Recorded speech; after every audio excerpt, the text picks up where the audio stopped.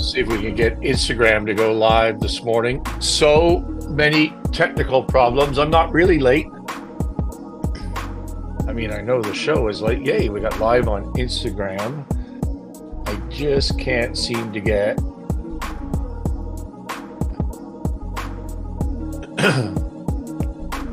well, the audio's not working today. I think it's working on the iPad, but not on my headphones. And because of that, the sound quality may not be awesome.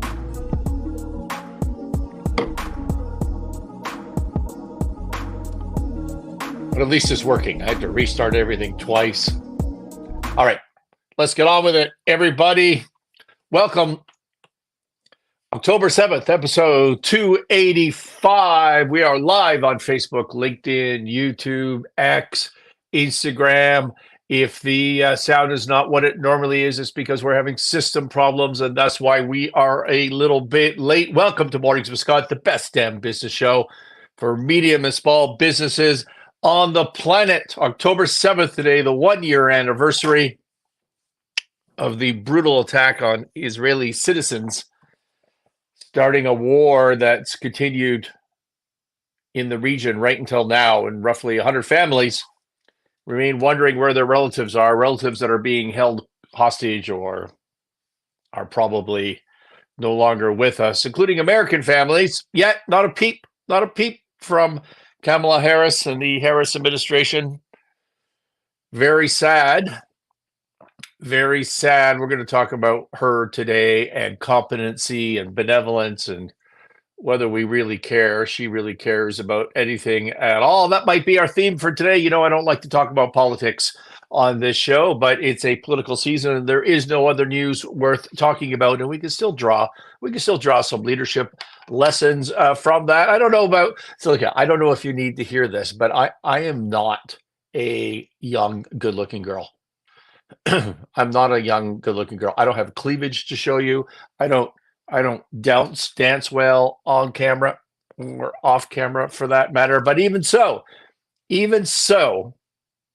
I have a video from this show last week, from this very show that's reached over 77,000 views this morning on TikTok. 77,000 views.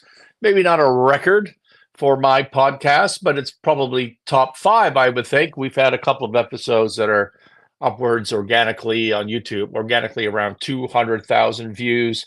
And we had one that's about 950,000, close to 1 million views. But I think I can be corrected if I'm wrong on that. I think that one had a promotional boost. But this one from last week, already 77,000 views on TikTok from the best damn business show for medium and small businesses on the planet. So that's pretty good.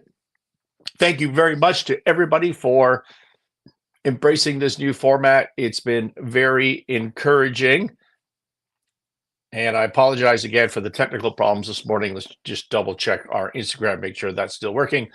It appears to be. I was watching a few days ago, maybe on the weekend, a social media clip, maybe on TikTok, because it was in China and I couldn't understand anything they said, but it made me laugh. And so they had 2 lanes, like a racing lane set up. And so 3 walls, right? So one lane was, you know, the right wall and the medium wall. And then there was a left wall. So there was 2 lanes, and the lanes were, you know, about a foot, maybe 2 feet wide and maybe 25 yards long. The walls were just plastic. They were about 3 feet high. And if I didn't say that already, and then there was people lined up all along the walls, and they were lined up at the end, and they were betting and they were cheering because it was going to be a race. And they had a race between a legit tortoise and a legit hare. So one person drops the tortoise into the lane, the other person drops the hare into the lane, and they hold on to them. And I don't know what the starting signal was. It was in Chinese, but when it's time to start, they let them go. It was awesome. It was an old-fashioned tortoise and hare race. And what do you think happened? Well, the hare took off fast. That's what happened. And then the tortoise took off very slow. But then the hare just kind of stopped and got distracted, started looking at the crowd, started turning around, was trying to look at the tortoise. And in the end, the tortoise won the race, just like the book. This is science, folks. This is science. This is exactly what happened. This is exactly what happened in the book. And here it is in real life. Oh, it made me laugh. Slow and steady wins the race. Consistency. You see this in business advice all the time. It's the consistent get up in the morning and do the same thing every day that wins the race. And there is some truth to that, but I don't think it's necessarily the answer. I don't know if you heard Trump, I think at the Butler rally this weekend. We'll talk about that a lot today, that rally. But I think in the Butler rally, he was talking about when he got on the ground at in North Carolina, or no, he was in Georgia, 2 days after Hurricane Elon and all the devastation and destruction, and people are out of their homes, and entire towns disappeared, and so much death. And he looked at what the needs are and where he could add help. And one thing he found was that there was no communication at all. All the telephone lines have been wiped away. The cell phone towers didn't exist anymore. The infrastructure was just ruined. And so he called up his new buddy, Elon Musk, and said, "Hey, Elon, we need some Starlink connections here. We need some internet so that people in these communities can get some connection. They can call for help. They can tell their loved ones where they are and all this sort of stuff." And so they're on the phone. He's telling the story how they're on the phone and he's asking for these Starlinks. And then they're chatting about other things. And while he's still talking to Elon on the phone, he's getting text messages from local officials in North Carolina and Georgia thanking them for the Starlinks. Musk had already done it while they were still talking. And so maybe that was a little Trump typical hyperbole exaggeration, but still directionally true, as we say about former President Trump. And as Trump said in the speech, Elon, this guy delivers. He delivers, and he delivers fast. Don't be slow and steady to impress your market. Be first. Be fast. The first mover advantage is real, and it's very important. Be a focused hare. That's what we're going to say. Don't be the tortoise. Don't be a distracted hare. Be a focused hare if you want to win in business. Speaking of Butler and the rally, this is the Butler, Pennsylvania, where Trump was shot in the ear. So the assassination attempt, the first assassination attempt that we know of anyways. And as you know, I don't like to talk about politics on this show, but that's all the news there is these days. And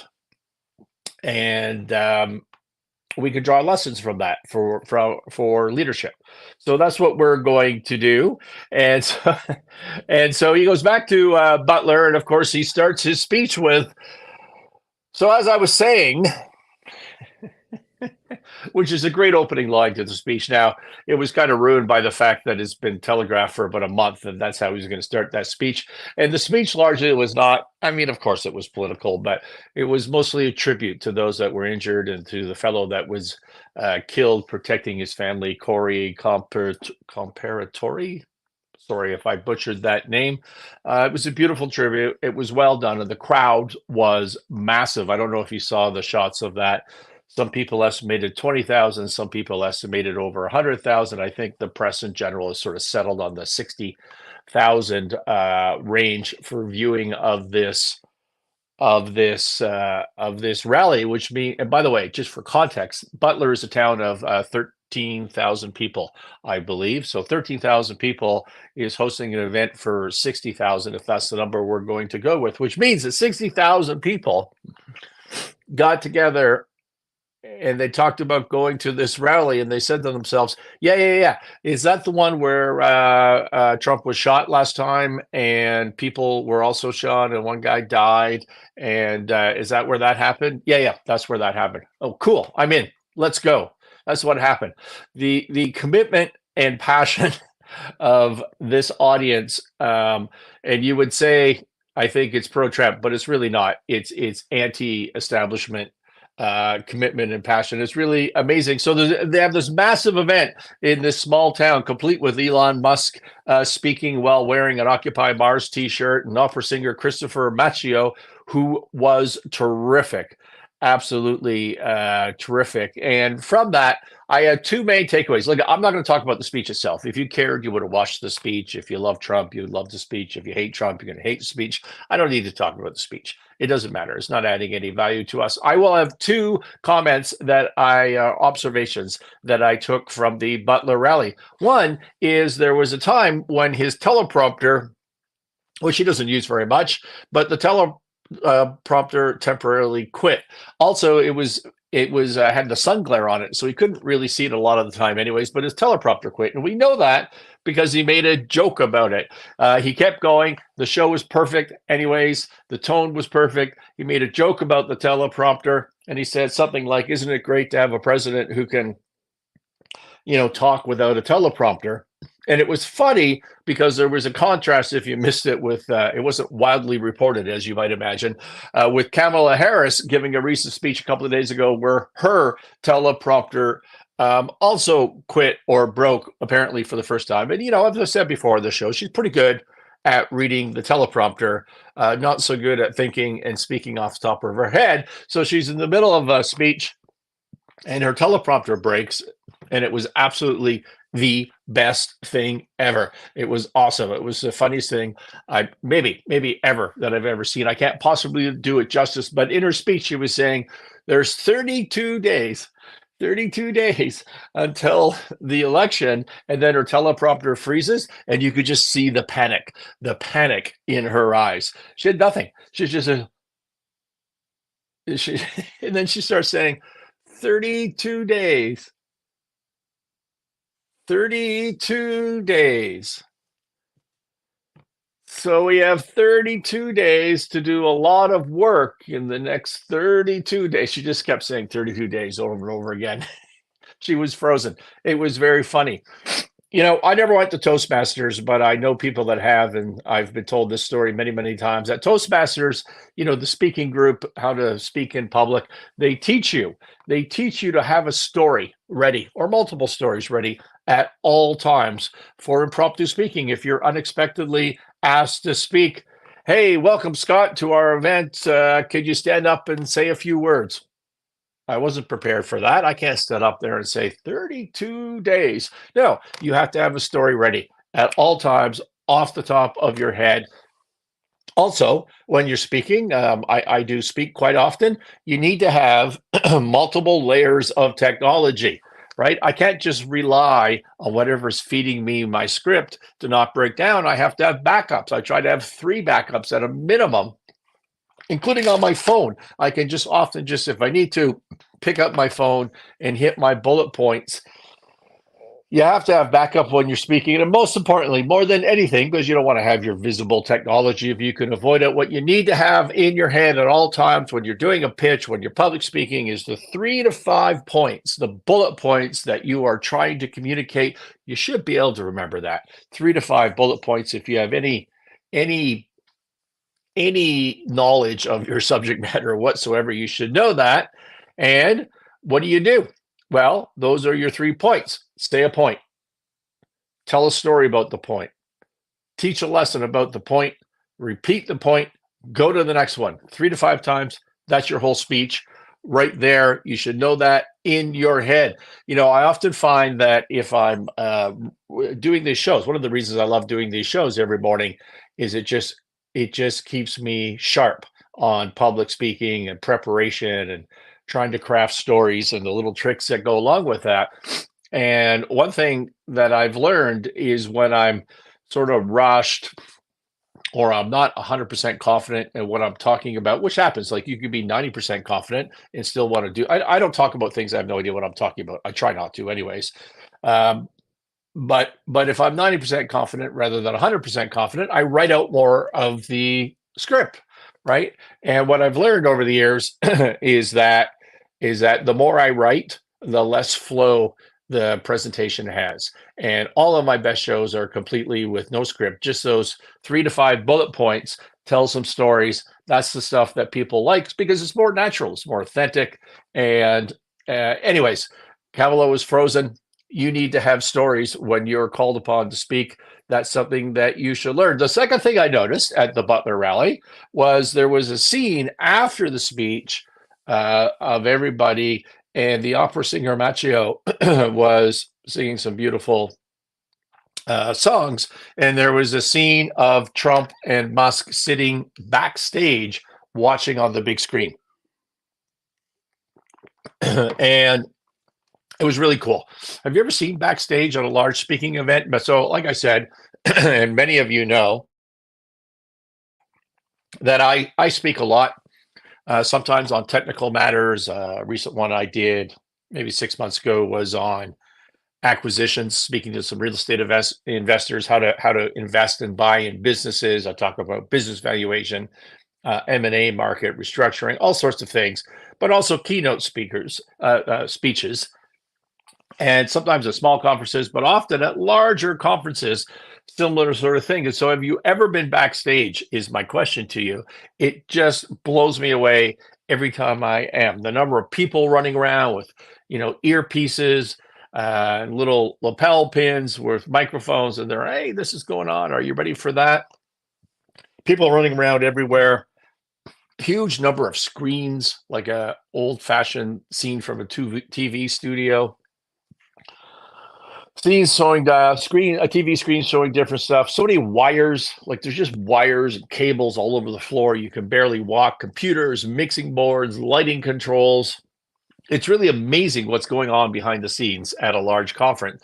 And you can spend, I've talked to some promoters of these events, you can spend over $1 million, easy. Like, it's shocking how much money you can spend setting up one of these stages. And so there's a scene of Musk and Trump sitting backstage in the middle of all that stuff, watching the opera singer. And it occurred to me, here you are in the middle of a field of a town of 37,000 people with a 60,000 person crowd, and you've set this whole thing up.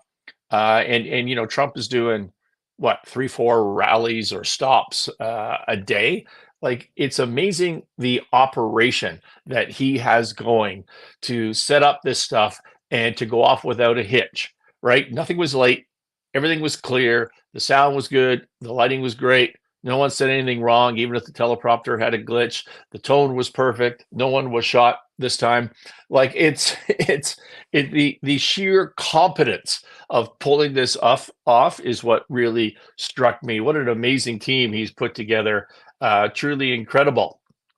I have, as I said earlier when I started the show, one of my most popular shows on YouTube, episodes on YouTube with about 200,000 views, tells you how to structure your pitch, which is that trust trumps, let's get away from the word Trump.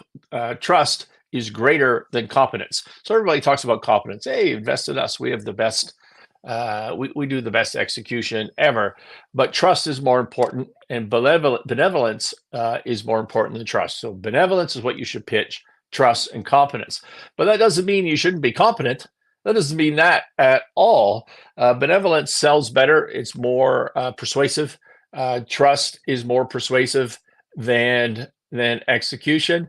But execution is like the entry fee, as someone once put it to me. If you don't have execution, you don't have anything. And that's what struck me most about watching that Butler rally. And by contrast, we can look at the Harris administration handling or non-handling, more accurately, of Hurricane Elon and this horrifying tragedy that's going on there. I don't know if we still say Helen in French. I assume that we do. The hurricane hit North Carolina and that area. Just to remind you, it was a week ago last Friday. So we're probably in day 10 since that hurricane, where all these people died, and people have been dying since, and towns have been wiping out. So Trump, who is not in the government, was on the ground on the Monday. The hurricane's Friday. 2 days later, Trump is on the ground doing what he can to help, generally raising awareness, raising money, a ton of money, getting infrastructure there. He raised over $3 million last I looked, for the cause of helping these people out, including he raised 900 grand in the first hour alone of him arriving on the ground to help out the hurricane victors and victims. And Harris, by contrast, attended only on Saturday, like 2 days ago. And it was a full week after after the hurricane hit, and she did some staged photo shoots and met with local officials again as a staged photo shoot. She didn't talk to victims. She didn't try to raise money. She just did these photo ops, and then she left. And but she did announce before she left that there would be from FEMA a $750 per person financial support. She announced that on October 2, 2024, during her visit to Augusta, Georgia. The $750 was intended to cover immediate needs such as food and baby formula. Notwithstanding there were no stores to buy your food or baby formula, you could apply on a website. By the way, you have no electricity or internet connectivity. But if you did, you could go to a website and you could get $750 to buy your baby food from a non-existent store. This is Harris's assistance to the cause. $750. No way to spend it. Hundreds dead. Towns gone. No connectivity or electricity. That's the same deal she made, by the way, for the Maui victims of the Hawaiian fire. What was that? 2 years ago? The government just never came back. No helicopters in the air, right? No military assistance until I think it was yesterday. Biden announced that he would do that. They were finally pressured into it, but no immediate helicopters in the air dropping water and supplies. There was a story of some woman got 2 gallons of water from some religious group that's in providing assistance and supplies, and she was just weeping because she got 2 gallons of water. The government's not doing that.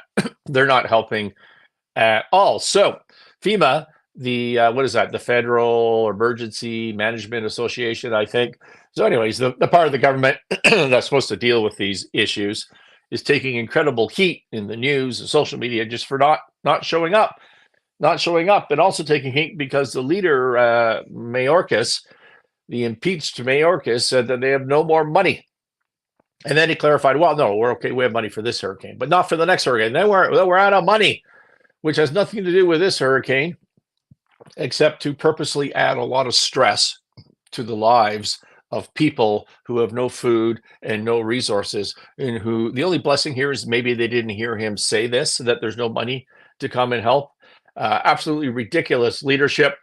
And not only is FEMA not doing anything to help, but they're being accused, rightly or wrongly, I don't know the truth, but they're being accused of spending their money not on emergencies for Americans, but on housing and emergency things for migrants, the illegal immigrants coming in, and more importantly, for blocking private citizens and organizations from helping. So they're not helping themselves, but then they're creating this bureaucracy. They're encumbering the ability of private citizens to come together and help other private citizens. On X, there was a post. Kelsey Gall of Anderson, North Carolina, and her husband, former Marine Dell, have created a team that's trying to help those in need for the storms in North Carolina. They're being told they aren't needed and to move on. This is from FEMA.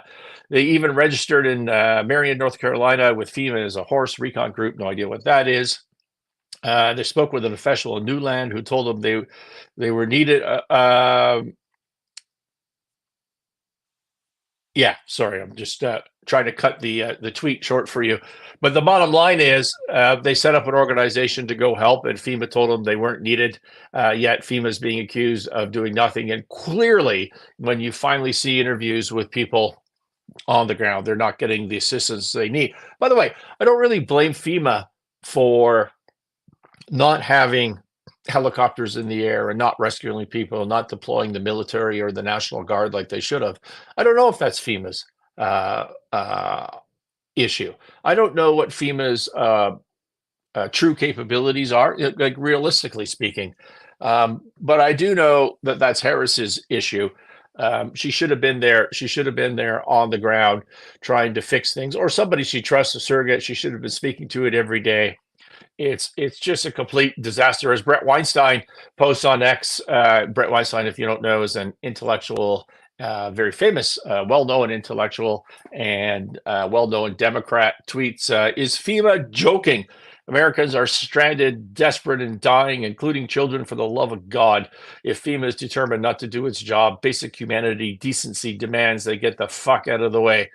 The fact that the blue team is obstructing, in capital letters, rescues is mind-blowing, especially in light of the lip service they pay to the idea of unity. John Lefebvre, that's formerly the GS Elevator guy on X, and author and intellectual influencer, posted, "It's the biggest comms disaster FEMA has faced in decades." And the head of public affairs puts their X account on private. He's referring to Jacqueline Rothenberg, who is, in fact, the director of public affairs for FEMA, appointed by the Harris administration, and she put her X account on private so that no one could send her messages or comment to her. Oh, the sheer incompetency and distaste for the American public by this administration is mind-boggling. By the way, this is not a political statement on my part. I just remind you, I have said from day one on this show publicly that Harris is going to win the election. I'm not saying that's a good thing. I'm not saying that that won't destroy America and plunge everybody into depression. I'm just telling you, I think those are the facts on the ground. So in the face of all this, Harris does, in fact, finally come to the rescue on October 5, because she posts a statement on X where she says, "The people of Lebanon are facing an increasingly dire humanitarian situation. I'm concerned about the security and well-being of civilization suffering in Lebanon, and will continue to work to help meet the needs of all civilians there. To that end, we will provide nearly $157 million in additional assistance to the people of Lebanon for essential needs such as food, shelter, water, protection, sanitation." The additional support brings the total U.S. assistance to $385 million. So if you're in North Carolina, you can apply for $750,000 to buy baby food, if in fact you do get internet and can find a place to buy baby food. But in Lebanon, we're announcing $385 million for the exact same thing. If you're going to persuade people of anything, you need to meet them where they are. How many times have we talked about this on the program? Meet the people where they are. You need to emphasize, you need to empathize with them. You need to understand them. You need to pace and lead. That's what that means. If you can't, if someone says to you, "You're losing money and I want all my money back, and you're in a crisis, what are you going to do about it?" One of your investors or your bank says that to you. What you cannot say is, "You're wrong." You cannot say that. What you have to say is something that empathizes with their point and puts you on their wavelength. Yeah, you're right. We have had problems. Might even be worse than you think, this particular problem that we're having in our business. And here's what we're going to do about it, because it addresses the needs and it helps your situation, which I understand and sympathize with. Right? You have to meet your audience where they are in a negotiation, in a sales pitch, in anytime you want to persuade somebody, in leadership. What you can't do is fail to read the room. You can't live in your own bubble. You can't offer $750 to someone whose town has been wiped out, and they'll never get it because they can't connect to go get it, and then issue a press release that says you're worried about the people of Lebanon. That's what you cannot do. You have to be competent. People have to trust you, and you have to show benevolence, that you care. And Harris fails on all three of those steps, but I still predict she'll win the election. She'll win. Not good. Elon Musk, a couple of days ago, posted on X, similar theme here. He posted an email from a SpaceX engineer on the ground trying to deliver supplies supplies and Starlink. So he's trying to help out. They've got drones operating, and they're all grounded. They're grounded by FEMA, and he's complaining to Musk in an email. And so Musk posted on X and said, "This is unbelievable," to which Pete Buttigieg, the transportation secretary and most hapless man I've ever seen in my life, jumps in and just flat out denies on X that people in drones are being grounded, that that that's not what we are doing here. It's fake news. And Elon, if you disagree, you should call me. So Elon calls him, amazingly gets a hold of him, and they talk it out. And right after, Buttigieg issues the approvals that must need, so it releases the drones, which are in fact grounded. Should we be happy with Buttigieg for getting that cleared up? No, we should not. It was a week later. All of these supplies have been grounded and not getting to people because he didn't know. He had no idea. He publicly pushed back on X that things were being restricted and held up. Why? Because you can't manage a crisis from a distance. You have to be on the ground to shorten the chain of communication to avoid risk of this telephone game, right? Like, or of people just spinning things in people in your own line of command, chain of command, spinning things to tell you what you want to hear. You either need to do it yourself or you need to have a lieutenant there that you trust, that you can talk to every day and know what the hell is going on. You cannot be a helicopter crisis leader. You need to meet the people where they are. You have to have empathy. You need to be present. You need to be focused, and you need to operate with speed. Be a focused hare. That's our message for today. Thank you, everybody, for listening. I'm past my time. I'm sorry. Well, that's not true because I started late today. I'm sorry for the technological problems. I hope the audio came out okay. This is Mornings with Scott. We are on 8:30 Mountain Time, Mondays to Fridays. Appreciate you. We'll talk to you tomorrow.